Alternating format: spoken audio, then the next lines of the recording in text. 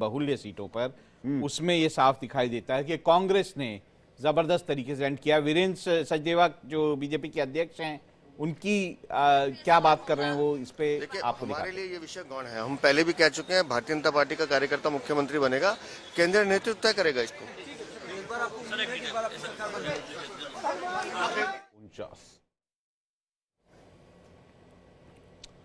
ये तस्वीर आप देख रहे हैं, सन्नाटे की तस्वीर, हालांकि ये काउंटिंग सेंटर की तस्वीर है या फिर ये काउंटिंग सेंटर की तस्वीर है। जिस तरह से सिक्योरिटी यहां पर देखी जा रही है, ये आप देखिए, ये दिल्ली में आम आदमी पार्टी ऑफिस में तस्वीर आप देख रहे हैं, जहां पर लोग इंडिया डेली देख रहे हैं और इंडिया डेली पर ही रिजल्ट और ट्रेंड्स का अपडेट ले रहे हैं। तस्वीर हम लगातार दर्शकों को दिखा रहे हैं। फिलहाल जो ताजा टैली है वो ये है कि बीजेपी 42 सीट पर लीड कर रही है, आम आदमी पार्टी 22 सीट पर लीड कर रही है। और तमाम मेहमान भी हमारे साथ बने हुए हैं। प्रोफेसर विवेक सिंह, राजनीतिक विश्लेषक, जिनके पास हम नहीं जा सके अभी तक, उनका रुख करेंगे अगर वो पैनल पर बने हुए हैं। विवेक जी, अभी तक के तस्वीरों को देखकर आपको क्या लग रहा है? देखिए जी, तस्वीरों को देख के बिल्कुल जो मुझे स्पष्ट, मैं मॉर्निंग से कह रहा हूँ, देखिए बीजेपी की जीतने के चांसेस ज्यादा है। बट एक बड़ा दिलचस्प आंकड़ा मैं आपके सामने रखना चाहूंगा। देखिए, अगर आप 93 में देखिए, जो चुनाव 30 साल का इतिहास देखना पड़ेगा, 93 में 61.5% था जब बीजेपी जीती थी।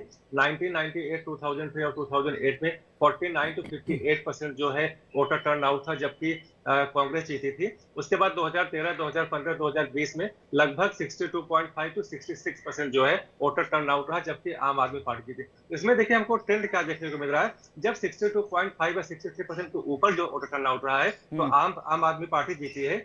49 to 58 रहा है तो कांग्रेस जीती है, और 60-61 रहा है वोटर टर्नआउट परसेंटेज, तो जो है बीजेपी जीती है। तो यहाँ पे 60.5% इस बार वोटर टर्नआउट है। तो एक ट्रेंड ये दिलचस्प है कि दिखाता है कि बीजेपी आगे रहेगी। देखिए, इसमें आपको 2-3 एस्पेक्ट देखना पड़ेगा।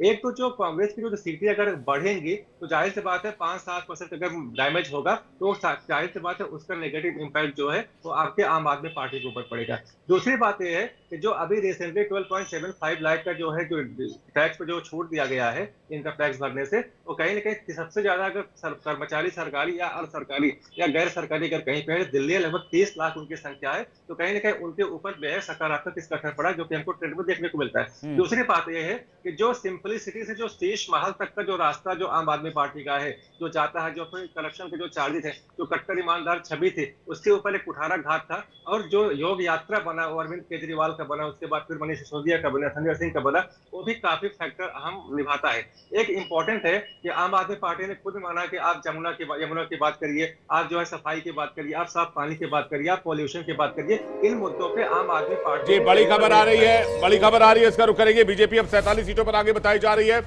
जो इंडिया डेली के पास डेटा मौजूद है उसके हिसाब से बीजेपी ने 47 सीटों पर बढ़त बनाई है अभी, और आम आदमी पार्टी ने 22 सीटों पर बढ़त बनाई है। कांग्रेस 1 सीट पर लीड कर रही है, ये जानकारी मिल रही है। जो मुस्तफाबाद की आप सीट की बात कर रहे थे, ये बड़ी इंटरेस्टिंग बात है कि बीजेपी जो है वो 5000 से ज्यादा वोटों, लगभग 8000 सर, जो लेटेस्ट डेटा उसके हिसाब से 8000 वोटों से आगे चल रही है। ये एक बड़ी बात हो जाएगी कि किस तरह से वहां पे वोटिंग पैटर्न हुआ है, ये बड़ी देखने वाली बात हो जाएगी। ओखला से भी बीजेपी आगे बताई जा रही है, लेकिन ये मुस्लिम पॉकेट्स में बीजेपी के कैंडिडेट्स अगर लीड कर रहे हैं और इतने बड़े मार्जिन से लीड कर रहे हैं, इसके पीछे की वजह क्या हो सकती है? बिल्कुल साफ वजह है कि कांग्रेस ने जो है वहां पर मुस्लिम वोटों का जो है वो उसको काटा है, वो बटे हैं मुस्लिम वोट बहुत सारे, और जो जैसे AIMIM जहां पर खड़ा था वहां पे उसने मुस्लिम वोटों का बंटवारा किया है। ये ही एक कारण जो है वो साफ दिखाई देता है। दूसरी बात जो साफ दिखाई दे रही है वो शायद ये भी, जो बाकी सीटों की समीकरण दिखाई दे रहे हैं वो शायद ये भी दिखाई दे रहे हैं कि लोगों के भीतर एक भावना जरूर थी कि अगर आम आदमी पार्टी हमेशा कहती थी कि जो बीजेपी है वो उसे काम नहीं करने दे रही, बीजेपी केंद्र उसे काम नहीं करने दे रहा, तो शायद बीजेपी लोगों के भीतर ये भी भावना होगी कि अगर काम नहीं करने देते इस पर तो बीजेपी को ले आते हैं जो कि काम कुछ कर पाए। एक रिएक्शन समीर सर का लूं, लेकिन बादली, खिराड़ी, नांगलोई, जाट, उत्तम नगर, द्वारका, पालम, संगम विहार, ये पूर्वांचली सीट है, और मैक्सिमम पे बदरपुर और तिलोकपुरी को छोड़ दें तो बाकी सब पे जो है वो बीजेपी के कैंडिडेट लीड कर रहे हैं। यानी पूर्वांचलियों वाला जो दाव चला गया था आम आदमी पार्टी की तरफ से, वो भी कारगर होता हुआ नहीं दिख रहा है। ये एक इंटरेस्टिंग फैक्ट है कि पूर्वांचली जो सीट है मैक्सिमम, उस पर जो है वो असर बीजेपी का इंपैक्ट ज्यादा दिख रहा है। और अगर आप बजट की बात अभी विवेक जी कर रहे थे, उसमें अगर आप जो एम्प्लॉय सेक्शन है उसमें आप देखेंगे शालीमार बाग, मॉडल टाउन, मोतीनगर, राजौरी गार्डन, हरिनगर, जनकपुरी, उत्तम नगर, द्वारका, दिल्ली कैंट, नई दिल्ली, जंगपुरा, कस्तूरबा नगर, ये तमाम इलाकों में, आरके पुरम, इन तमाम इलाकों में बीजेपी लीड कर रही है। मैं चौगांवकर सर का रुख करता हूं। समीर सर, दो सवाल हैं। पहला तो एक पूर्वांचली वाला जो डेटा भी हमने बताया, और इससे पहले वाला कि ओखला और मुस्तफाबाद में इतने बड़े मार्जिन की क्या वजह हो सकती है जहां 10,000 और 8,000 से बीजेपी के कैंडिडेट लीड कर रहे हैं? देखिए, दिल्ली का ये 2025 का विधानसभा चुनाव ये बता रहा है कि आम आदमी पार्टी के सारे समीकरण इस बार ध्वस्त हो रहे हैं, और सिर्फ पूर्वांचली का नहीं। आप देखिए, पूर्वांचली सीटों पर भारतीय जनता पार्टी को लीड मिल रही है, मुस्लिम सीटों पर भारतीय जनता पार्टी लीड दे रही है, दलित और जो पिछड़े एरिया बाहर एरिया जहां सुपर रिच रहते हैं भारतीय जनता पार्टी की लीड है। तो ये बता रहा है कि मुस्लिम एरिया में कांग्रेस ने अच्छा चुनाव लड़ा होगा।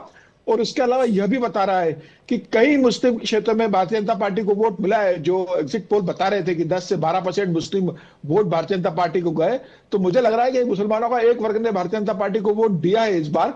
और कांग्रेस अच्छे से चुनाव लड़ी, जिससे मुस्लिम वोटों का बंटवारा हुआ है।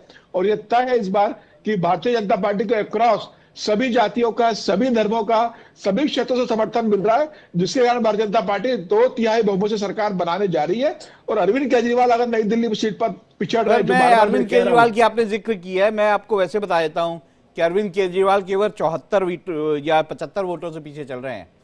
तो कभी भी आगे हो सकते हैं, तो कभी भी ये मामला पलट सकता है। समीर जी, राहुल जी, अरविंद केजरीवाल दिल्ली के सबसे बड़े नेता आम आदमी पार्टी के लिए, अगर अरविंद केजरीवाल से 74 वोटों से आगे भी होते तो भी एक आशा माना जाता कि इतना बड़ा नेता जो दिल्ली का सबसे लोकप्रिय मुख्यमंत्री माना जाता है, 10 साल जिसकी सत्ता रही है, जिसके नेतृत्व में 2 बार आम आदमी पार्टी 67 और 63 सीटें जीती है, वो अगर 74 वोट से भी पीछे चल रहा है तो ये एक बहुत बड़ा सेटबैक है। क्योंकि उनके सामने प्रवेश वर्मा, अरविंद केजरीवाल के सामने इतने बड़े नेता नहीं है कि शुरुआत से वो उन्हें लगातार उनको ट्रेल करना पड़े।